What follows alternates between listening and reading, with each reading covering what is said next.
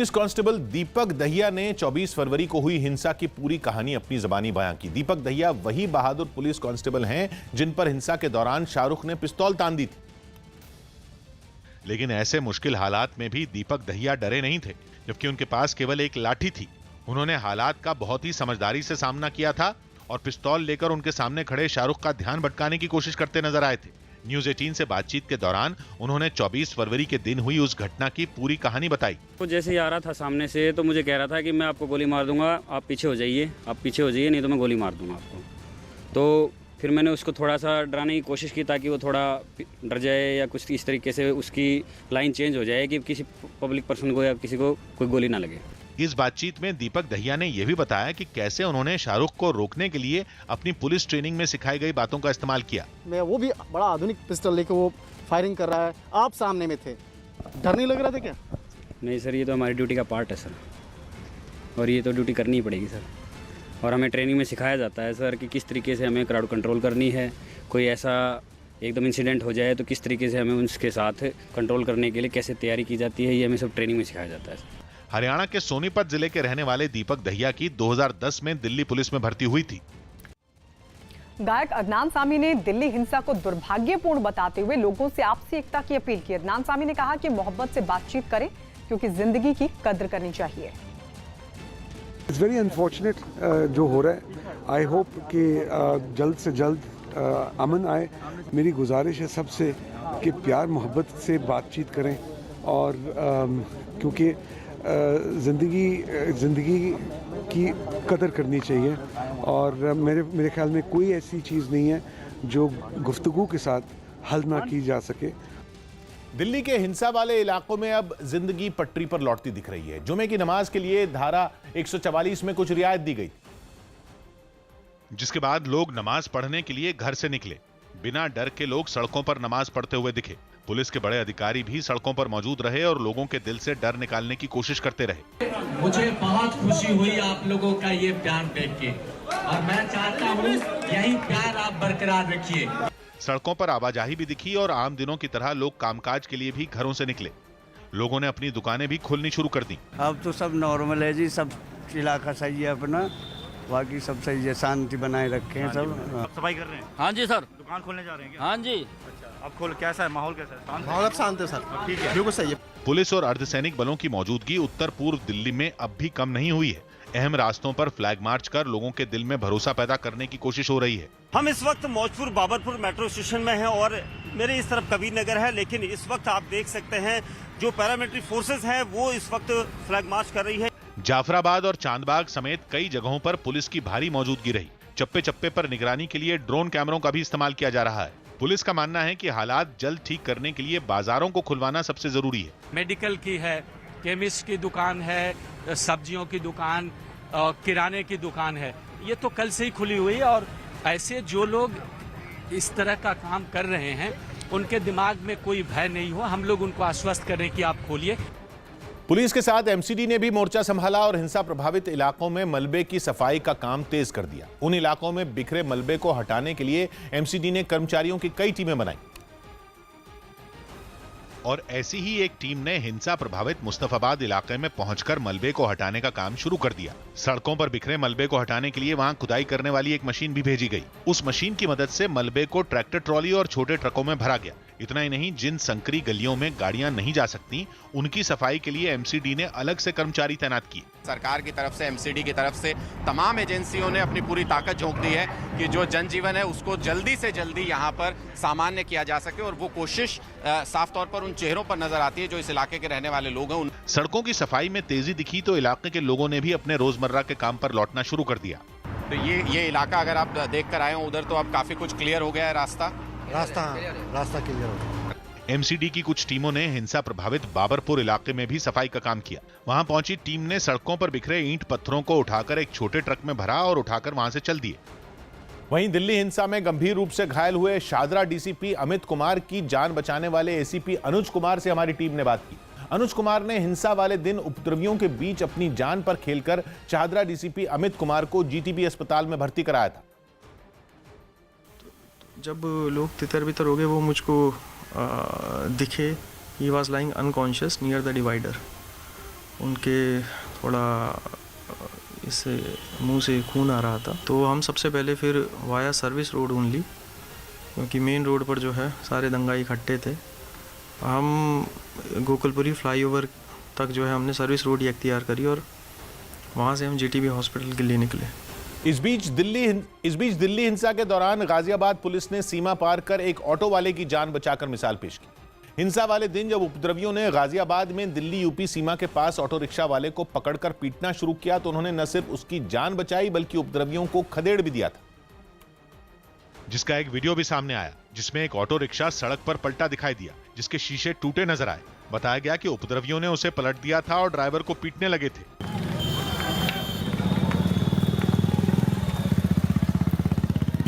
जिसके बाद गाजियाबाद पुलिस के जवान ऑटो वाले को बचाने के लिए उसकी तरफ भागे और हिंसा कर रहे लोगों को वहां से खदेड़ दिया था। कहीं पर यह भी था कि एकदम सामने उपद्रवी आ गए, घर पे आग वाग लगा रहे हैं, तो वहां पर भी हमारी फोर्स ने फिर आगे बढ़ के उनको वहां से फटकार करके भगा दिया। गाजियाबाद पुलिस के इस काम की लोगों ने तारीफ भी की। किसी प्रकार की कोई दिक्कत नहीं आने दी। इन्होंने प्रदर्शनकारियों को सबको भगाया, बहुत अच्छे कहाँ के लोगों से। हालात को देखते हुए पुलिस ने एहतियातन अब भी दिल्ली से लगी सीमाओं पर सुरक्षा सख्त की हुई है। सुरक्षा बल के साथ पुलिस संवेदनशील इलाकों में फ्लैग मार्च भी कर रही है। दिल्ली में हुई हिंसा को देखते हुए उत्तराखंड में भी पुलिस खास सतर्कता बरत रही है। उत्तराखंड में पुलिस ने लोगों से सोशल मीडिया में किसी भी तरह के भड़काऊ पोस्ट नहीं डालने की अपील की और इसके साथ ही पुलिस ने अफवाह फैलाने वालों पर कड़ी कार्रवाई की चेतावनी भी दी। सोशल मीडिया पर कोई भी जो इन्फॉर्मेशन इस तरह की आ रही हैं जो नेगेटिव फ्लेवर की हैं, उनको इमीडिएटली पुलिस से शेयर करें और कोई भी ऐसी इन्फॉर्मेशन बिना वेरीफाई किए फॉरवर्ड ना करें। जो रूमर्स हैं उनसे बचने का कोशिश करें। इस तरह के जो एलिमेंट्स हैं जो रूमर्स फैला रहे हैं उनके खिलाफ सख्त कार्रवाई की जाएगी। कांग्रेस अध्यक्ष सोनिया गांधी के खिलाफ बीजेपी ने जवाबी हमले तेज करते हुए उन पर लोगों को हिंसा के लिए भड़काने का आरोप लगाया। एक दिन पहले सोनिया गांधी ने राष्ट्रपति को ज्ञापन देकर केंद्र सरकार को राजधर्म का पालन करने का निर्देश देने की मांग की थी, जिसका जवाब देने के लिए केंद्रीय कानून मंत्री रविशंकर प्रसाद ने मोर्चा संभाला। आज मुझे राजधर्म के बारे में कांग्रेस पार्टी और सोनिया जी से कुछ सवाल करने हैं। आपकी रैली थी रामलीला ग्राउंड में और आपने कहा इस पार और उस पार की लड़ाई होगी। ये कौन सी भाषा है? ये उत्तेजना नहीं है तो क्या है? हमला सोनिया गांधी पर हुआ, लिहाजा कांग्रेस ने इस पर पलटवार करने में देर नहीं लगाई। कांग्रेस ने ट्वीट करके आर और पार की लड़ाई का मतलब समझाते हुए बीजेपी पर गरीब, किसान और महिला विरोधी होने का आरोप लगाया। आप होश में आइए, आपकी सत्ता है, आपकी सरकार है, आपका कर्तव्य है, आपकी अकाउंटेबिलिटी है। देश में अगर हालात खराब हो रहे हैं तो विपक्ष का दोष नहीं होता, लोकतंत्र में जो सत्ता में होता है उसकी जिम्मेदारी होती है। वहीं दिल्ली हाईकोर्ट ने सोनिया गांधी समेत कई विपक्षी नेताओं के भड़काऊ भाषण देने से जुड़ी याचिका पर केंद्र और केजरीवाल सरकार को नोटिस जारी कर जवाब मांगा। कोर्ट ने यह नोटिस उस याचिका पर सुनवाई करते हुए जारी किया जिसमें सीएए विरोधी भाषणों को भड़काऊ बताया गया। इनमें सोनिया गांधी, राहुल गांधी, प्रियंका गांधी, वारिस पठान और अकबरुद्दीन ओवैसी के भाषणों का जिक्र है, जिन पर सुनवाई हुई और इन सभी नेताओं के बयानों को हाई कोर्ट में पढ़ा भी गया। इसके बाद अदालत की तरफ से केंद्र और दिल्ली सरकार के अलावा दिल्ली पुलिस को भी नोटिस जारी कर दिया गया। अब उन्हें इन बयानों पर अपना रुख कोर्ट में साफ करना होगा और इस मामले में अगली सुनवाई 13 अप्रैल को होगी। इससे पहले हाईकोर्ट में कपिल मिश्रा समेत 3 नेताओं के भाषण भी पढ़े गए थे, जिन पर कोर्ट पहले ही केंद्र और दिल्ली की केजरीवाल सरकार को नोटिस जारी कर चुकी। दिल्ली में हुई हिंसा और सियासी घमासान के बीच ओडिशा में गृह मंत्री अमित शाह ने विपक्ष पर तीखा हमला बोला। साथ ही सीएए के मुद्दे पर लोगों को गुमराह करने का आरोप भी लगाया।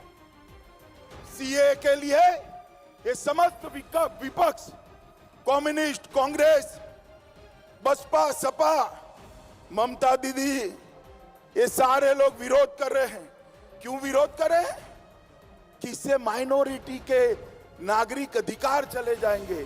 अरे इतना झूठ काहे को बोलते हैं? ये विपक्ष के लोग भ्रांति फैला रहे, लोगों को उकसा रहे, दंगे करा रहे हैं। वहीं दिल्ली हिंसा पर हरियाणा सरकार के मंत्री रणजीत सिंह चौटाला के बयान पर घमासान मच गया। निर्दलीय विधायक और हरियाणा के बिजली मंत्री रणजीत सिंह चौटाला एक दिन पहले विधानसभा की कार्यवाही में शामिल होने के लिए पहुंचे थे, जहां उन्होंने दिल्ली हिंसा मामले पर विवादास्पद बयान दे दिया था। दंगे तो होते रहे हैं, पहले भी होते रहे, ऐसा नहीं है। जब इंदिरा गांधी का असैसिनेशन हुआ तो पूरी दिल्ली जलती रही।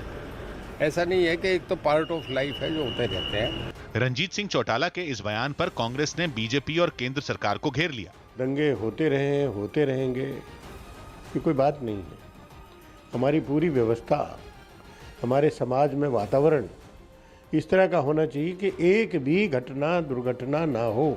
वहीं हरियाणा के एक और मंत्री ने इस बयान को तो गलत बताया, लेकिन साथ ही विपक्षी दलों को अपनी जिम्मेदारी की याद भी दिलाई। दंगे कभी भी हो बहुत ही दुखदाई है, निंदनीय है, बिल्कुल नहीं होने चाहिए और सभ्य समाज में दंगों का कोई स्थान नहीं है। कहीं बिल्कुल दंगे नहीं होने चाहिए, लेकिन हर आदमी को जिम्मेदार होना चाहिए अपने देश के प्रति, अपने समाज के प्रति। दूसरी तरफ बीजेपी की सबसे पुरानी सहयोगी पार्टी अकाली दल के वरिष्ठ नेता और पंजाब के पूर्व मुख्यमंत्री प्रकाश सिंह बादल ने दिल्ली हिंसा पर बड़ा बयान दिया। उन्होंने हिंसा की निंदा के साथ ही धर्मनिरपेक्षता, समाजवाद और लोकतंत्र का वजूद भी खतरे में बता दिया। बदकिस्मती है, अमन शांति भाईचारक सांझ साडे जरूरी है। और जो विधान च लिखा है, 3 चीज़ां लिखियां, सैकुलरिज्म, सोशलिज्म ते डेमोक्रेसी। इत्थे ना सैकुलरिज्म है ना सोशलिज्म है। अमीर अमीर हुंदा जा रहा है, गरीब गरीब हो जाता रहा है। ते डेमोक्रेसी 2 लेवल ते है, एक पार्लीमेंट के इलेक्शन, एक स्टेट इलेक्शन। हालांकि बीजेपी ने प्रकाश सिंह बादल के बयान को कांग्रेस की पिछली सरकारों पर हमला बताया और दावा किया कि एनडीए सरकार देश के गरीबों के साथ खड़ी है। नहीं, ऐसा उन्होंने जिस भाव से कहा है, मैंने आपको बताया है कि किस तरह कांग्रेस के कार्यकाल में इन 3 चीज़ों का दोहन हुआ। लेकिन जब से भारतीय जनता पार्टी, राष्ट्रीय जनतांत्रिक गठबंधन की सरकार आई है, तब से देश के गरीब को मद्देनजर रखकर देश की योजनाएं बनाई गई हैं। ग्रेटर नोएडा में पुलिस और बदमाशों के बीच मुठभेड़ हुई है। चेकिंग के दौरान बाइक सवार 2 बदमाशों ने पुलिस टीम पर फायरिंग की। पुलिस की जवाबी कार्रवाई में दोनों बदमाशों के पैर में गोली लगी। दोनों बदमाश 25-25 हजार की इनामी बताए जा रहे हैं। सत्यम और रविंद्र नाम के दोनों बदमाशों को घायल होने के बाद अस्पताल में भर्ती करवाया गया और बताया जा रहा है कि लूट के मामले में दोनों बदमाश फरार चल रहे थे। अमित सिंह हमारे सहयोगी जुड़ गए हैं। अमित, कितनी देर पहले ये मुठभेड़ हुई और कब से पुलिस को इनकी तलाश थी? देखिए, बता दूं आपको कि पुलिस काफी लंबे समय से बदमाशों को धरपकड़ की कोशिश कर रही है, चूंकि बिसरक क्षेत्र में कई बार लूट की वारदात को अंजाम दे चुके हैं बदमाश। इन बदमाशों 25,000 रुपए का इनाम था, तो देर रात पुलिस सघन चेकिंग अभियान शुरू किया था, जिसके चलते इन बदमाशों ने पुलिस पर फायरिंग की। पुलिस जवाबी कार्रवाई करते हुए इन बदमाशों फायरिंग की, जिसमें दोनों बदमाशों के पैर में गोली लगी है। दोनों बदमाशों को अस्पताल में भर्ती करा दिया गया, जहां इनका उपचार चल रहा है। बताया जा रहा है कि दोनों बदमाश 25,000 रुपए के इनामी बदमाश है। काफी लंबे समय से लूट की वारदात को अंजाम दे रहे थे, काफी लंबे समय से लूट के मामलों में फरार भी चले थे। इन बदमाशों पर लगभग 15 से 20 आपराधिक मुकदमे दर्ज हैं। पुलिस और इनका इतिहास खंगालने में जुटी है। जी शुक्रिया अमित। कन्हैया कुमार ने सीएए के मुद्दे पर केंद्र पर साधा निशाना। झारखंड के रांची में कन्हैया कुमार ने सीएए और एनआरसी के मुद्दे पर केंद्र सरकार पर जमकर हमला बोला और कहा कि सरकार लोगों को डराकर मनगढ़ंत नीतियां लागू करवाना चाहती है। बड़ी चालाकी से ऐसे मुद्दे उछाले जाते हैं कि देश की जनता एनआरसी में उलझा रहे और ये मैडम आराम से एलआईसी को बेचते रहे। कर्नाटक के एक वकील ने पुलिस सुरक्षा के बीच देशद्रोह के मामले में जेल में बंद 3 कश्मीरी छात्रों की जमानत की याचिका धारवाड़ जिला कोर्ट में दाखिल की। एमपी में भोपाल क्राइम ब्रांच की टीम ने शादी का नाटक कर कीमती गहने ठगने वाली दुल्हन और उसके साथी को गिरफ्तार कर लिया। अभी तक की जानकारी 3 प्रकरणों की आई है, उसमें अभी 2 लोगों को गिरफ्तार किया। यूपी में सोनभद्र के ओबरा में पत्थर की खदान धंसने से कई मजदूर दब गए, जिनमें 2 को बाहर निकाला गया। यूपी के मथुरा में एक परिवार की बहू हेलीकॉप्टर में आई, जिसे देखने के लिए बड़ी संख्या में लोग जुटे। यूपी में प्रयागराज के कैंट थाने में मानव तस्करी के शक में एक लड़के की एक महिला ने चप्पल से जमकर पिटाई कर दी। खबरें हैं कि एटीएम से 2000 रुपए के नोट हटाने का काम शुरू हो गया है और 1 साल में देश के सभी एटीएम से 2000 के नोट निकालने करीब बंद हो जाएंगे, जिसके लिए बैंकों ने अपने एटीएम से 2000 के नोट वाले डिब्बे हटाने और उनकी जगह 500 के नोट रखने की जगह बनाने का काम शुरू कर दिया है। हालांकि इसका यह मतलब नहीं है कि 2000 के नोट चलन से हट जाएंगे। बाजार में 2000 के नोट पहले की तरह चलते रहेंगे और जिन्हें जरूरत होगी वो बैंक से भी 2000 के नोट ले सकेंगे। सूत्रों के मुताबिक एटीएम से 2000 के नोट हटाने का कोई आदेश केंद्र ने जारी नहीं किया है, बल्कि लोगों की सहूलियत के लिए बैंकों ने इन्हें हटाने का फैसला किया है। क्योंकि बैंकों का दावा है कि 2000 के नोट के बदले में उसका चेंज कराने के लिए लोगों को भटकना पड़ता है। इसी वजह से बैंकों ने एटीएम में 2000 के नोट भरने का काम पहले ही कम कर दिया था। महंत नृत्य गोपाल दास ने मथुरा में रजत शिला का पूजन किया। राम मंदिर ट्रस्ट के अध्यक्ष महंत नृत्य गोपाल दास ने यूपी के मथुरा में रजत शिला का पूजन किया, जिसे राम मंदिर के निर्माण के समय नींव में रखा जाएगा। यूपी के शामली में एक टायर फैक्ट्री में धमाके में एक महिला की मौत हो गई, जबकि एक महिला गंभीर रूप से घायल हो गई। प्रगतिशील समाजवादी पार्टी के अध्यक्ष शिवपाल यादव ने आजम खान को जेल भेजने के मामले पर केंद्र पर निशाना साधा। बदले की भावना से छोटे छोटे केस, और अगर संख्या देखी जाए उनकी 88 आजम खान को लगाई गई। उत्तराखंड के चमोली में भारी बर्फबारी की वजह से सड़कों पर कई फीट बर्फ जम गई, जिसे मशीन की मदद से हटाया गया।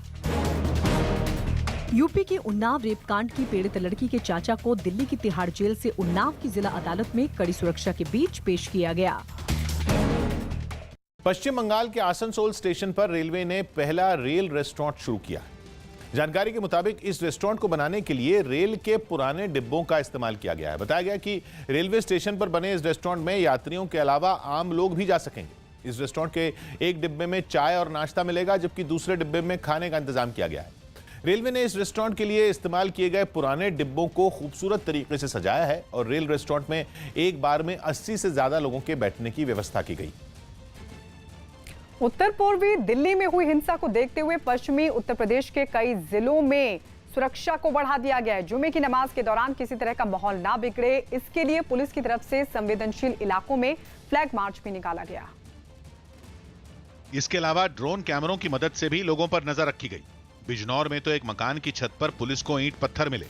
बोरियों में भी पत्थरों को भरकर रखा गया था। पुलिस ने बिना देरी किए छत को खाली कराया और मकान मालिक से भी पूछताछ की। इसके अलावा कई इलाकों में पुलिस ने फ्लैग मार्च भी निकाला। बिजनौर की तरह सहारनपुर में भी सुरक्षा के कड़े बंदोबस्त नजर आए। संवेदनशील इलाकों में भारी पुलिस बल की भी तैनाती दिखी। हम लोग पूरी तरह से बंदोबस्त ड्यूटी में लगे हुए हैं, सिक्योरिटी ड्यूटी में लगे हुए हैं, ताकि कोई अनहोनी घटना ना हो जाए। वैसे सहारनपुर शांत है और शांत रहेगा 101%। दिल्ली में हुई हिंसा को देखते हुए पश्चिमी उत्तर प्रदेश के कई जिलों में पुलिस हाई अलर्ट पर रही। जुमे की नमाज के दौरान किसी तरह की हिंसा न भड़के, इसके लिए बुलंदशहर में भी चप्पे चप्पे पर पुलिस को देखा गया। हम 2-3 दिन पहले से ही जगह जगह पुलिस कमेटी की मीटिंग कर शांति व्यवस्था की अपील कर रहे हैं, और साथ ही साथ हम चौकन्ने भी हैं कि इन केस अगर कहीं कानून व्यवस्था बिगड़ती है तो इसे सख्ती से निपटा जाएगा। बालाकोट एयर स्ट्राइक का 1 साल पूरा होने पर रक्षा मंत्री ने पाकिस्तान पर निशाना साधा। रक्षा मंत्री राजनाथ सिंह ने बालाकोट एयर स्ट्राइक का 1 साल पूरा होने पर पाकिस्तान पर निशाना साधा और बताया कि इस हमले ने पाकिस्तान को मजबूत संदेश दिया। इस घटना ने यह स्पष्ट कर दिया है कि सीमा पर आतंकवाद पड़ोसी मुल्क का ऐसा हथियार अब नहीं रह गया है जिसका वह जब चाहे तब इस्तेमाल कर सके। कपिल देव ने व्यस्त क्रिकेट शेड्यूल की दलील देने वाले खिलाड़ियों को आईपीएल में नहीं खेलने की सलाह दी। If you think you are burned out, you can always take a break during the IPL. UP के लखीमपुर की अदालत ने बीजेपी विधायक अरविंद गिरी के खिलाफ गैर जमानती वारंट जारी किया और संपत्ति जब्त करने के आदेश दिए। बीजेपी विधायक पर 2006 में दुधवा टाइगर रिजर्व में वन विभाग के कुछ कर्मचारियों के साथ मारपीट का आरोप लगा था और इसी मामले में वो कई बार अदालत के बुलाने के बावजूद पेश नहीं हुए। ये न्यायालय में हाजिर करने के लिए इनके खिलाफ न्यायालय द्वारा जो है बिना जमानती वारंट जारी किया गया है। दिल्ली के पास गाजियाबाद में पुलिस ने एक आदमी पर अपनी पत्नी और 2 बच्चों की हत्या के बाद खुदकुशी करने का शक जताया। दीवार पर कुछ लिखा हुआ था जिससे प्रतीत होता है कि पारिवारिक कलह की वजह से ये घटना हुई है। तेजस्वी यादव और तेज प्रताप यादव समेत कई आरजेडी विधायकों ने बिहार विधानसभा की कैंटीन में खाना खाया। इस दौरान तेजस्वी और तेज प्रताप ने एक दूसरे को डोसा भी खिलाया। डोसा खाया, तेजस्वी ने अपने हाथ से खिलाया। कश्मीर घाटी में आतंकियों के खिलाफ चलाई जा रही मुहिम से बौखलाए आतंकी संगठन जैश-ए-मोहम्मद ने एक आईपीएस अफसर की हत्या की साजिश रची है। जानकारी के मुताबिक जैश के आतंकी उस आईपीएस अधिकारी की हत्या की फिराक में है जो कश्मीर में आतंकियों के खिलाफ मुहिम चला रहा है, जिन्हें जान से मारने की जिम्मेदारी जैश आतंकी मोहम्मद इस्माइल को दी गई है, जिसने आईपीएस अफसर को मारने के लिए कश्मीर में आतंकियों के मददगारों को ग्रेनेड और पिस्तौल मुहैया कराई। इससे पहले 2019 में भी जैश आतंकी आदिल गुलजार ने जम्मू कश्मीर के बड़गाम में आईपीएस अफसर को मारने की साजिश रची थी, जिसके कुछ दिन बाद ही सुरक्षा बल ने उसे एनकाउंटर में मार गिराया था। घरेलू हिंसा पर बनी फिल्म थप्पड़ रिलीज हो गई। घरेलू हिंसा पर बनी तापसी पन्नू की फिल्म थप्पड़ रिलीज हो गई।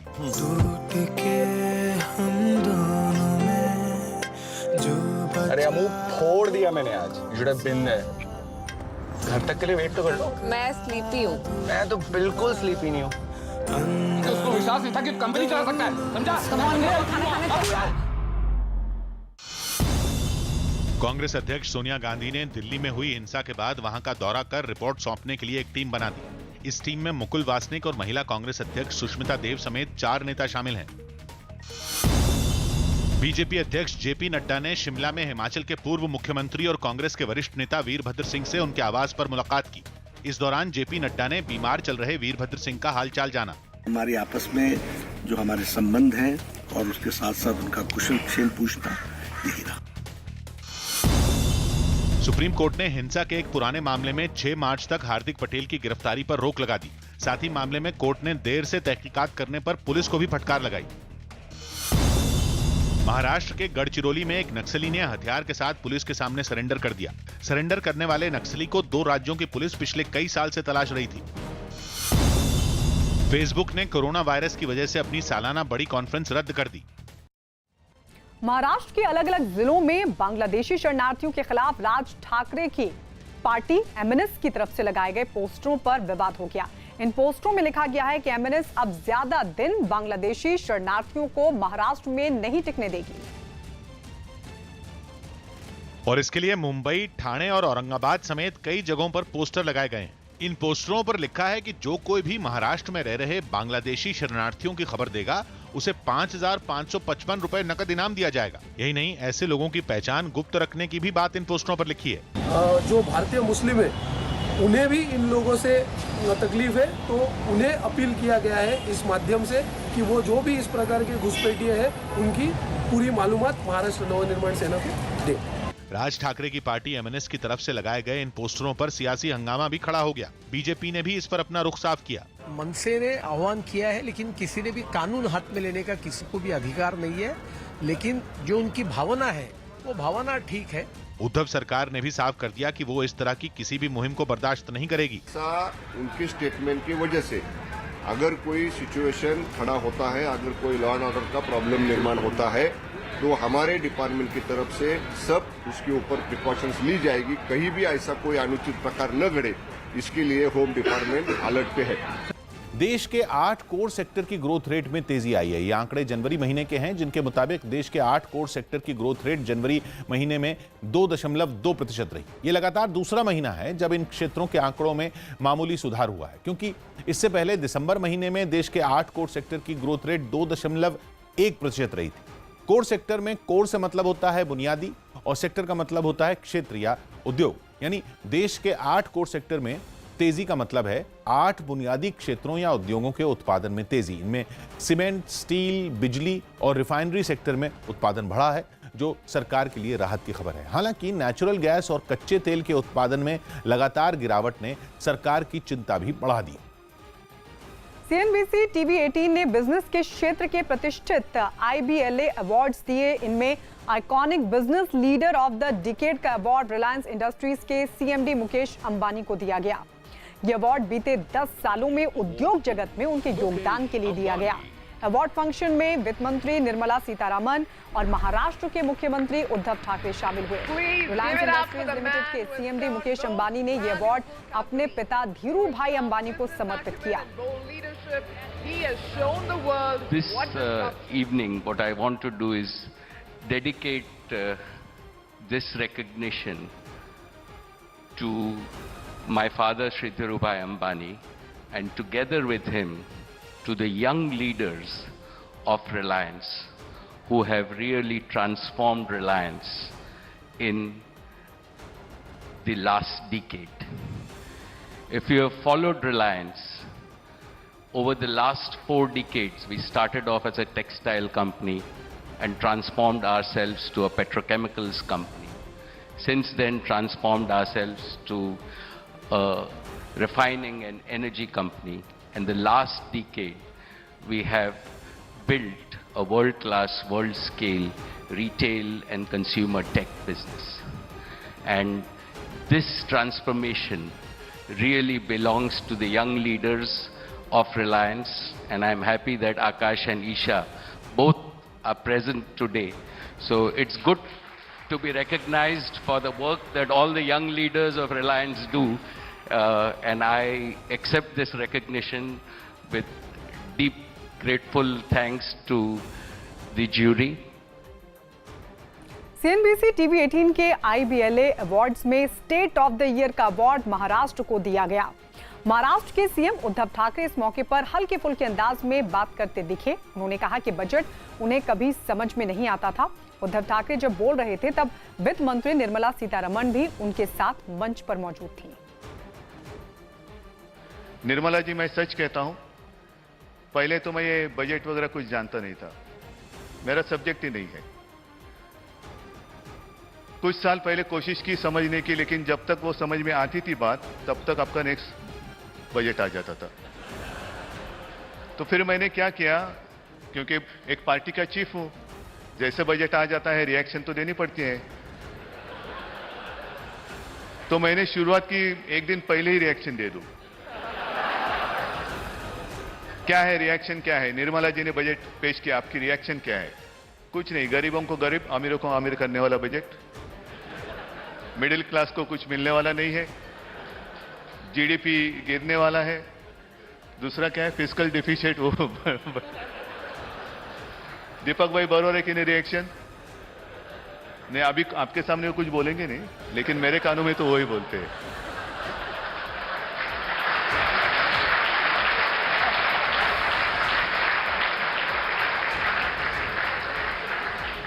नहीं, बहुत ही कठिन विषय है, लेकिन अब मैं नहीं बोल सकता कि मुझे कुछ समझता नहीं।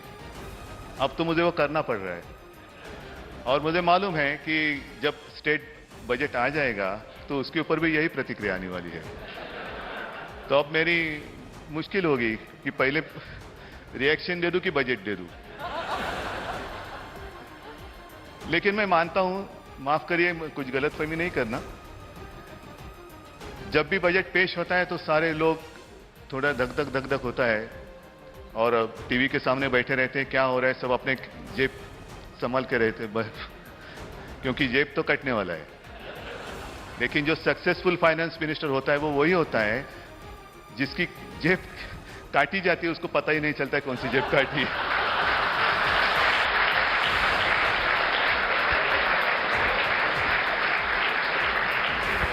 तो आप बताइए कि आप सक्सेसफुल हो?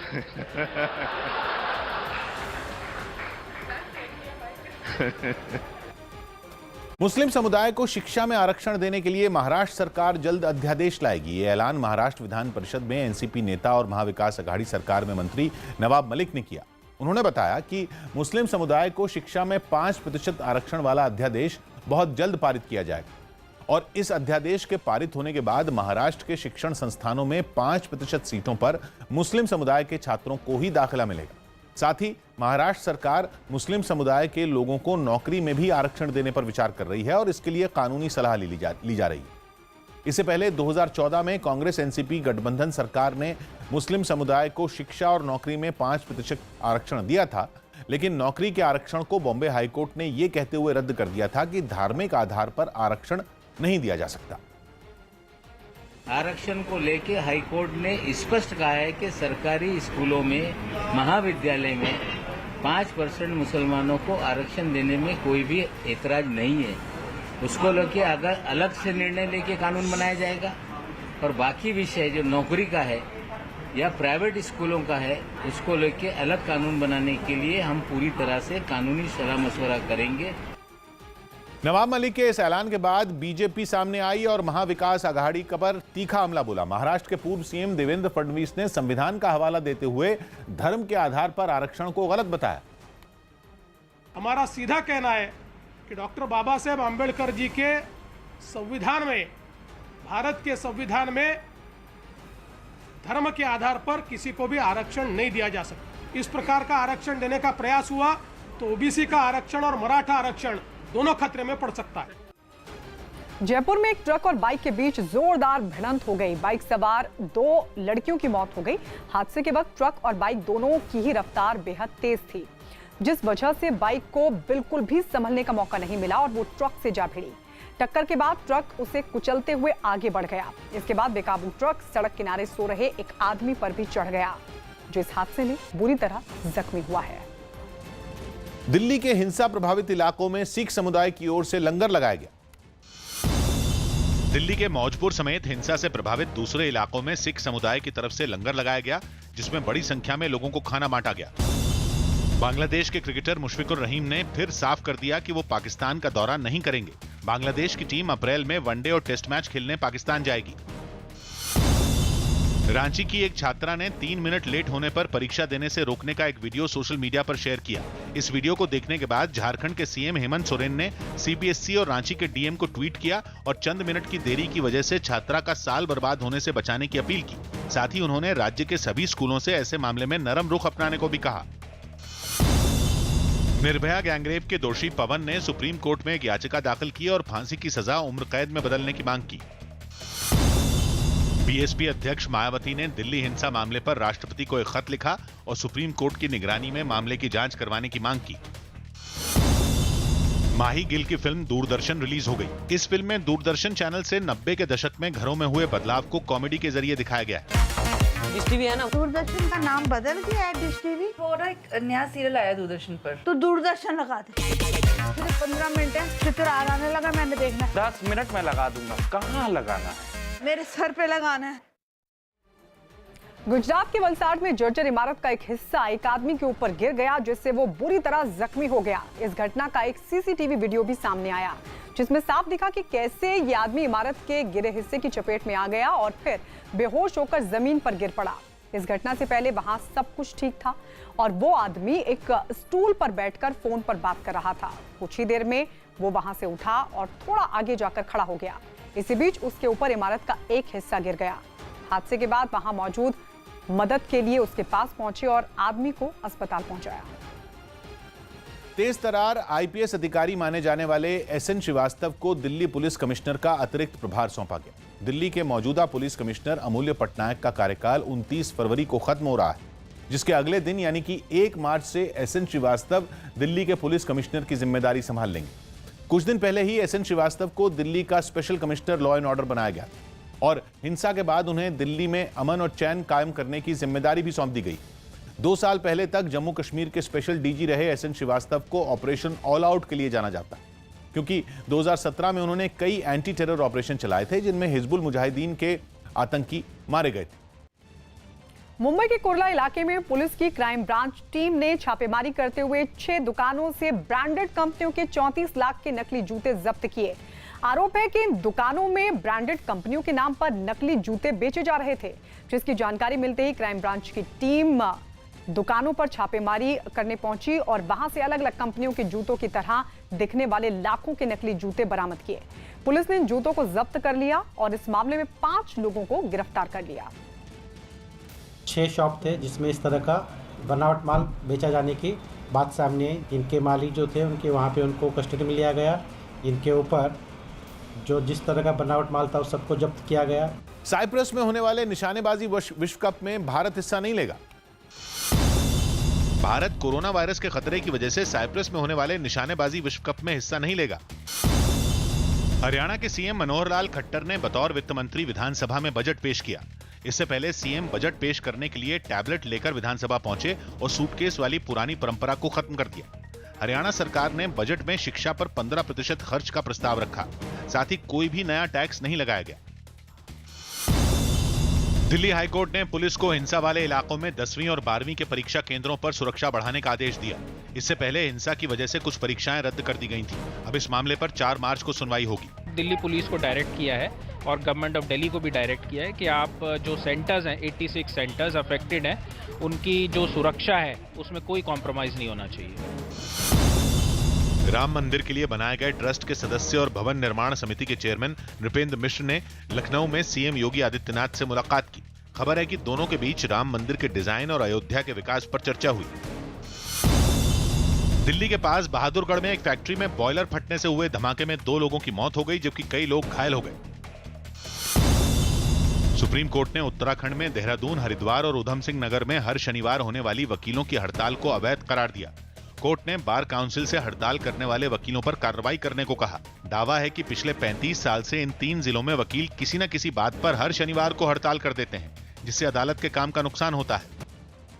उत्तर प्रदेश में पाबंदी के बावजूद SC/ST आयोग के पूर्व उपाध्यक्ष मुकेश सिद्धार्थ अपने बेटे की शादी में हर्ष फायरिंग करते नजर आए। शादी 30 जनवरी को मेरठ में थी, लेकिन इसका वीडियो अब वायरल हुआ। वीडियो में मुकेश सिद्धार्थ दोनों हाथों में पिस्तौल थामे दिख रहे हैं और उनका बेटा तो बंदूक चलाता हुआ नजर आता है। इसके बाद बाप बेटे दोनों पिस्तौल से हवा में ताबड़तोड़ कई राउंड फायरिंग करते हैं। बताया गया कि जिस फार्म हाउस में शादी हुई थी वो सैन्य इलाके में आता है। इसके बावजूद नियम ताक पर रखकर हर्ष फायरिंग की गई। न्यूज 18 पर इस खबर को दिखाने के बाद पुलिस हरकत में आई और मेरठ के लाल कुर्ती थाने में मुकेश सिद्धार्थ और उनके बेटे के खिलाफ मामला दर्ज कर लिया गया। थाना प्रभारी लाल कुर्ती की तरफ से उसके खिलाफ संज्ञाबद्ध धाराओं में मुकदमा पंजीकृत कर लिया गया है और जो भी शस्त्र है उसको जमा करके लाइसेंस रजिस्ट्रार की रिपोर्ट भेजी जाएगी। पीसीबी ने उमर अकमल को दी गई 70% एडवांस रकम वापस करने के निर्देश दिए। पीसीबी ने उमर अकमल को पाकिस्तान सुपर लीग के लिए दी गई 70% एडवांस रकम वापस करने के निर्देश दिए। उमर पर फिक्सिंग के एक मामले में जांच होने तक बैन लगा दिया गया था और उनके पाकिस्तान सुपर लीग में खेलने पर भी रोक लगा दी गई थी। यूपी विधानसभा से यूपीपीएससी की परीक्षाओं में गरीब सवर्णों को 10% आरक्षण देने का प्रस्ताव पास हो गया। पास किए गए प्रस्ताव में सीटों को बढ़ाकर आरक्षण को लागू किया जाएगा ताकि किसी भी समुदाय का कोई नुकसान न हो।